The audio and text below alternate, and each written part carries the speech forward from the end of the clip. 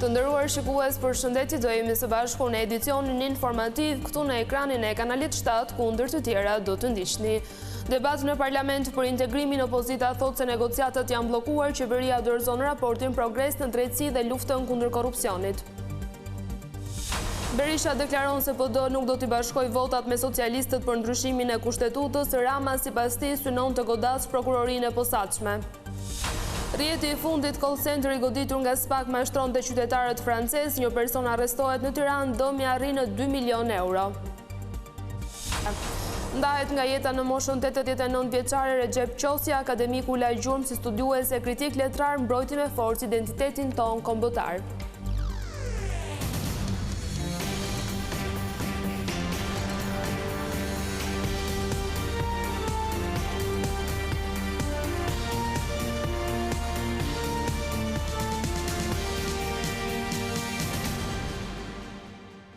Vjojmë gjërësisht me lajmet. Opozita akuzoi qeverinë në sallën e parlamentit se ka bllokuar integrimin. Kryetari i Partisë Demokratike Sali Berisha tha se procesi mbetet peng i çështjes Balluku, por pretendimet e demokratëve u hodhën poshtë nga socialistët. Majoranca dhe opozita u përplasën parlament për ritmin e procesit të antarësimit të Shqipërisë në Bashkimin Evropian. Kryetari i Partisë Demokratike Sali Berisha akuzoi qeverinë se ka bllokuar procesin, duke sjellë në vëmendje se një ditë më parë Mali i Zi nisi punën për hartimin e traktatit të antarësimit në një kohë që Shqipëria ende nuk e ka dalë të miratojë raportin e piketave të ndërmjetme. Por kreu i grupit parlamentar socialist Auland Balla premtoi sërish se brenda vitit 2030 Shqipëria do të jetë pjesë e BE-s. Çfarë deklaroi komisioneri atje? Përgëzoi Malnezi që filloi hartimin e traktatit dhe vazhdoi me një frazë pa cituar Shqipërinë. Lufta kundër korrupsionit dhe shteti ligjor, vetë kuptoi Shqipëria, mbetën themelet të këtij procesi. Ka një procedurë që gjithë e dim, e cila nga komisioni kalon tek Këshilli, nga Këshilli te vendet anëtare, dhe një gjë është e sigurt që brenda fundit të majit apo fillimit të qershorit, sikurse u komunikua dje nga komisionera Kos dhe dje nga zëvendës presidentja dhe komisionerja e lartë Kaja Kallas, se pritshmëria e Shqipërisë për të përmbyllur procesin e antarësimit në Bashkimin Evropian brenda vitit 2030 është shumë realiste. Sipas Berishës, dosja për ish zëvendës kryeministre Belinda Balluku dhe dosja Akshit janë dy çështje që ndikojnë në procesin e antarësimit në BE. Procesi i integrimit është për momentin heqja menjëherë e imunitetit të Lubi Ballukut dhe dërgimi i saj atje ku kërkon SPAK-u. Është paraqitja para skapit e Linda Ramës, arkitektës së vërtet të kopshtit privat të Edi Ramës. Dosja Akshi dhe Lubis janë dosje europiane dhe botërore. Nisisht hiqni dorë nga gjithë kjo baltë që hidhni kundër Shqipërisë. Nuk e keni Shqipërinë vend armik, po jeni pjesë e pazëvendësueshme e demokracisë së vendit tonë. Shqipëria sot pretende vlerësimin e vendeve anëtare të Bashkimit Evropian për raportin e piketave të ndërmjetme dhe vetëm pasi të miratohet ky raport nga BE, atëherë vendi ynë mund të nisë procesin e mbylljes së kapitujve. Raporti për procesin e integrimit të Shqipërisë në Bashkimin Evropian është dorëzuar në Kuvend. Dokumenti thekson avancimin në fusha si drejtësia dhe lufta ndaj korrupsionit. Raporti i qeverisë dominohet nga fryma optimiste për arritjen e objektivit të antarësimit brenda vitit 2030. Pas kërkesave të njëpasnjëshme të opozitës, qeveria dorëzoi në Kuvend raportin e Këshillit të Ministrave, mbjetësurinë e procesit të integrimit në Bashkimin Evropian. Në dokumentin prej 86 faqesh, pasqyrohet ecuria e punëve të shtëpisë të lëna nga Brukseli, ndërsa theksohet se janë miratuar plot 222 akte, prej të cilave 44 janë ligje, 78 janë VKM dhe 100 akte nënligjore. Viti 2025 shënoi kulmin e punës për hapjen e negociatave dhe përmbushjen e piketave të ndërmjetëve, ndërsa vitet 2026-2027 do dominohen nga përgatitja teknike për përmbushjen teknike të kushteve mbyllëse, të përcaktuara nga BE për Shqipërinë, për mbylljen e negociatave dhe konsolidimin e reformave për anëtarësimin dhe transformimin evropian të vendit, nga vend kandidat në atë të negociatave për anëtarësimin e tij në vend anëtar. Sipas dokumentit, vendi ynë ka përparuar në fusha si drejtësia, lufta kundër krimit dhe korrupsionit, të drejtat të njerëzit dhe barazisë. Këto kushte përbëjnë pikat kyçe në negociatat e anëtarësimit për të garantuar një ecuri të qëndrueshme dhe të besueshme veçanërisht në kushtet e shtetit të së drejtës, reformës në drejtësi, luftës kundër korrupsionit dhe krimit organizuar, si dhe mbrojtjes së të drejtave themelore të njerëzit. Megjithatë, dokumenti nuk shmang dhe sfidat. Ai pranon se disa rekomandime ndërkombëtare mbeten ende të paplotësuara, ndërsa theksohet nevoja për forcim të mëtejshëm të institucioneve. Ky nivel përputhshmërie përkthehet në një vlerësim pozitiv për konsolidimin e standardeve të integritetit si për ekzekutivin e nivelit të lartë, ashtu edhe për strukturat e zbatimit të ligjit, ndërsa fokusi vijon të jetë tek mbyllja e rekomandimeve të mbetura për të arritur përputhshmëri të plotë. Në të rësi, dokumenti paraqet një narrativë optimiste. Megjithatë, sinjale do t'i jap Brukseli, teksa Shqipëria ende po pret nisjen e fazës për përmbylljen e kapitujve të negociatave. Partia Demokratike refuzon të bashkojë votat me socialistët për ndryshimin e kushtetutës. Sipas Sali Berishës, mazhoranca ka si qëllim të ndërhyjë në ligjin themeltar për të goditur prokurorinë e posaçme. Kryetari i Partisë Demokratike Sali Berisha hodhi poshtë propozimin e socialistëve për të ngritur një komision për rishikimin e kushtetutës e për të diskutuar dy çështje: ndryshimin e sistemit zgjedhor dhe uljen e numrit të deputetëve. Berisha para gazetarëve deklaroi se qëllimi real i socialistëve është ndërhyrja në kushtetutë për të penguar SPAK-un, duke premtuar se Partia Demokratike nuk bashkon votat me Edi Ramën për këtë çështje. Nuk bashkojmë votat me Edi Ramën absolutisht, dhe ai po përgatit se tani problemi i tyre është lufta kundër skapit, se këtu do të dalin ata apo jo. Po të harrojnë se do marrin kur një vot të Partisë Demokratike, mbasi tani ata e kanë betejë politike, nuk e kanë betejë në interes të qytetarëve. Berisha përsëriti se kërkesa kryesore e opozitës është ndryshimi i sistemit zgjedhor në proporcional kombëtar me listat hapura. Partia Demokratike ka ra dakord me kërkesën e aleatëve të vetë dhe të tjerëve me përpjekjen më serioze për të gjetur mirëkuptimin më të gjerë si opozitë, më të drejtë dhe më të ndershëm, secili pjesën e vet. Kjo është ai ligj dhe ne e bëjmë. Kushte të cilat kërkojnë të pengojnë, këtë ne nuk pranojmë. Pak ditë më parë në Komisionin e Reformës Zgjedhore, bashkëkryetari socialist Damian Gjiknuri bëri një ofertë Partisë Demokratike. Mazhoranca është gati të diskutojë ndryshimin e sistemit zgjedhor nëse PD pranon të diskutojë uljen e numrit të deputetëve nga 140 që është sot në 101 deputet.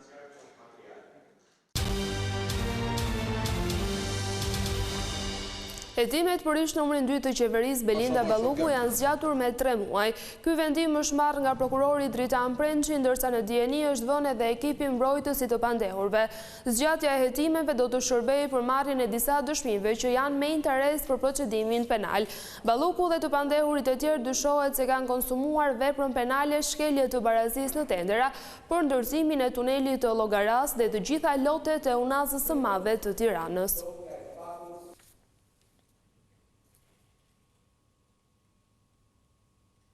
SPAK ka dhënë detaje rreth operacionit të zhvilluar një ditë më parë kundër call centerave. Mësohet se deri më tani është arrestuar një person, ndërsa janë identifikuar bashkëpunëtorët e tij.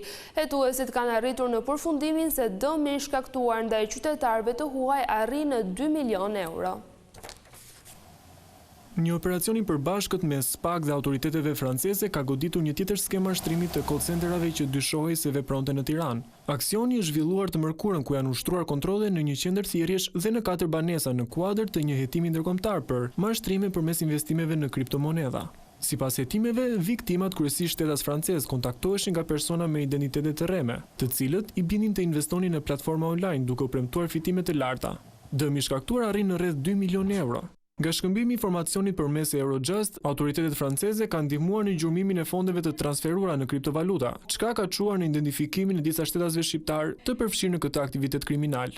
Një person është ndaluar si dyshuar kryesor për hapjen e portofoleve të kriptovalutave dhe transferimin e parave, ndërsa janë identifikuar edhe 5 persona të tjerë të përfshirë në këtë aktivitet kriminal. Hetimet vijojnë për të zbuluar të gjithë rrjetin. Gjatë operacionit janë sekuestruar kompjutera, telefona, pajisje elektronike, portofole kripto, një automjet luksos dhe shumë parash në disa valuta, çka dëshmon për përmasat e këtij aktiviteti. Ky operacion vjen në një kohë kur Shqipëria është vënë shpesh në fokus për aktivitetin e call centrave mashtrues, që synojnë zhvatjen e qytetarëve të huaj përmes skemave online. 2 vëllezër vijojnë të jenë në kërkim për vrasjen e një 30 vjeçari në mes të qytetit të Memaliaj 2 ditë më parë. Policia ndërkohë ka zbardhur të gjithë dinamikën e krimit, për të cilin përfunduan në pranga edhe disa persona të tjerë që penguan hetimet. 2 ditë pas ekzekutimit të 30 vjeçarit Endri Goxhaj në Memaliaj, policia vijon të kërkojë 2 autorët e dyshuar të vrasjes, por pa sukses. Edhe pse janë ngritur disa grupe kontrolli, blut ende nuk kanë arritur të bie në gjurmët e vëllezërve Nela. Mbrëmjen e së mërkurës, 3 persona u vunë në pranga, njëri prej të cilëve Dali Nela, vëllai i autorëve në kërkim, Donaldo Nela, 29 vjeç dhe i vllai Marialdo Nela. Të arrestuar janë edhe Aldo Kalemi dhe Ermal Mataj, të akuzuar për armbajtje pa leje si dhe veprime që pengojnë zbulimin e të vërtetës. Po ashtu është proceduar edhe Julian Kalemi për deklaratë rreme përpara prokurorit si dhe Gëzim Qëndraj, i akuzuar për kanosje. Policia ka sekuestruar një pistolet me fishek në fole gati për qitje, me të cilën dyshohet se viktima Endri Goxha plagosi Dali Nelën, një krehër me fishek dhe municion luftarak, 2 automjete, 2 motora, 4 celular dhe sende të tjera. Nga veprimet hetimore ka rezultuar se autorët dhe viktima kanë qenë të ndarë në 2 grupe dhe mes tyre ka patur shkëmbim zjarri. Sipas policisë, i pari ka qelluar Endri Goxhaj duke plagosur Dali Nelën. Më pas, vëllezërit e këtij të fundit reaguan me armë duke vrarë Goxhajin. Konfliktet mes grupeve kanë qenë të hershme dhe dyshohet se edhe përplasja e fundit lidhet me trafikun e lëndëve narkotike. Zjarri i rënë në landfillin e Bushatit të shuar plotësisht. Autoritetet thonë se po vazhdojnë të mbajnë situatën në monitorim për të mos lejuar riaktivizimin e flakëve. Pas 4 ditësh është bërë mundur shuarja plot e vatrës së zjarrit në landfillin e Bushatit, duke rikthyer situatën në normalitet dhe duke eliminuar rrezikun për përhapje të mëtejshme. Në operacion u angazhuan strukturat vendore, shërbimi zjarfikës si dhe stafe teknike të landfillit, të cilat punuan në mënyrë të koordinuar për izolimin e zonës dhe neutralizimin e flakëve. Kemi kryer një bashkëpunim të ngushtë me Bashkinë e Vaut-Des dhe me disa subjekte private që na përgjigjen për ndihmë për të punuar në mbylljen sa më shpejt të problematikës. Zjarri ndodhi në një ditë me kushte atmosferike jo normale, pasi ka qenë një erë shumë e fortë dhe ndonë se u zbatua protokolli i rasteve ku ndodhin zjarret. Shfrytëzojmë rastin të kërkojmë ndjes gjithë banorëve të zonës që janë prekur nga ndryshimet të situatës të ajrit në këtë moment. Drejtori i kompanisë së mirëmbajtjes së landfillit tha se pamjet janë depozituar në organet kompetente dhe po vijojnë hetime, ndonse duket se zjarri nuk ka qenë i qëllimshëm. Ndjejmë keqardhje për çdo banor të Bashkisë Vaut-Des, ashtu siç ne kanë nda pasojat e kësaj fatkeqësie. Kemi bërë pamujtur për të bërë shurjen e zjarrit në një kohë sa më të shpejtë, që pasojat jenë sa më të vogla. Autoritetet bëjnë me dije se situata do të vijojë të monitorohet në mënyrë të vazhdueshme për të shmangur çdo riaktivizim të mundshëm të vatrave të zjarrit. Bashkia e Tiranës hapi thirrjen për kredite buta për strehim. Individët ose familje duhet të plotësojnë disa kritere në mënyrë që të marrin mbështetje financiare për të blerë një shtëpi. Për të gjithë ata individa apo familje të pas streha që duan të blenë një shtëpi, Bashkia e Tiranës ka hapur thirrjen për aplikime për kredit të buta, por pjesëmarrja në programin mbështetjes kushtëzohet me disa kritere. Janë disa kritere të rëndësishme përpara se të fillohet aplikimi, i cili është me faza. Kriteri i parë ka të bëjë me moshën. Patjetër që ata që do të aplikojnë duhet të jenë mbi moshën 18 vjeç, përparësi kanë të rinjt, çiftet e reja që kanë një moshë deri në 40 vjeç, kanë familjet me më shumë se 4 fëmijë, apo familjet me një prind, apo dhe nënat e divorcuara dhe që kanë fëmijë në ngarkim. Këto janë komuniteti rom egjiptian. Pra nëse aplikanti ka në pronësi një banesë tjetër, pa diskutim që ky është një kusht për të mos ta vazhduar më tej aplikimin për të përfituar nga kredite buta. Afati për fazën e parë të aplikimeve ka nisur më 20 prill dhe përfundon më 19 maj, ndërsa kërkesa duhet të plotësohen online përmes portalit i Albania. Pas përfundimit të kësaj faze, aplikantët do të kalojnë në fazën e dytë, ku kërkohet dorëzimi i dokumentacionit përkatës, për të cilën do të bëhet dhe vlerësimi nga Komisioni i Përgjegjës. Të gjithë aplikantët duhet jenë të kujdesshëm për kryerjen e aplikimit, i cili do të bëhet pranë portalit qeveritar i Albania dhe më specifikisht do duhet që të përzjedhin kërkesë për të përfituar nga programet e strehimit social. Në mbylljen e fazës së parë do të ketë një komision i cili do të vlerësoj ata aplikantë që do të kalojnë në fazën e dytë, që është dhe faza më e rëndësishme ku kërkohen njësë dokumentash dhe bëhet një vlerësim nga një komision i posaçëm. Të gjithë individët, çiftet e reja apo familjet që përfitojnë nga ky program në varësi të tipologjisë së apartamentit do të marrin një shumë financimi që varion nga 5.8 milion lekë për një garsoniere deri në 13 milion për një apartament 3+1. Përfituesi duhet gjithashtu të plotësojë një kriter të rëndësishëm që lidhet me punësimin dhe pagën. Niveli minimali të ardhurave duhet jetë 44.000 lekë në muaj, ndërsa maksimali varion nga 83.000 lekë për një garsoniere deri në 165.000 lekë për një apartament 3+1. Sipas skemës së financimit, përfituesi do të paguajnë deri në normën 3% të interesit së bashku me principalin, ndërsa çdo interes mbi këtë normë do të mbulohet nga Bashkia e Tiranës.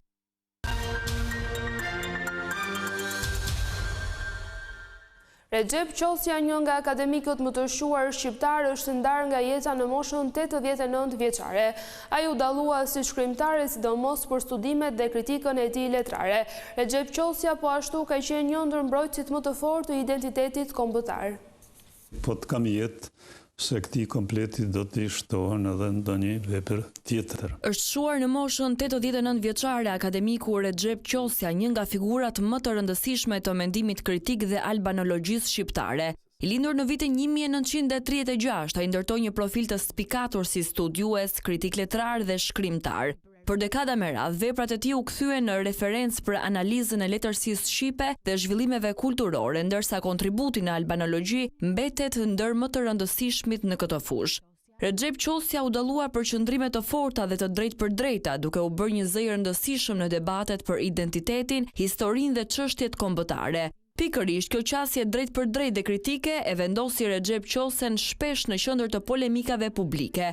Ai nuk hezitoi të përballej me figura dhe institucione, duke ngritur debate mbi çështje të ndjeshme si historia dhe identiteti kombëtar. Botimet e tij të karakterizuara nga një qasje analitike dhe shpesh avangarde për kohën sollën një frym të re në mënyrën e trajtimit të letërsisë, duke sfiduar shpesh modele tradicionale të mendimit.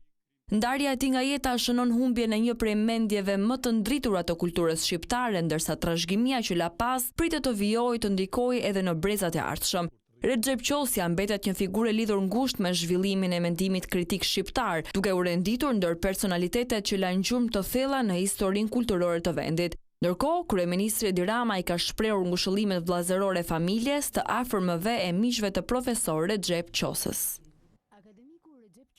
Të nderuar shikues, ishte gjithçka e përgatitur edhe për këtë edicion informativ qendror. Bashkë ndajemi këtu, natën e mirë.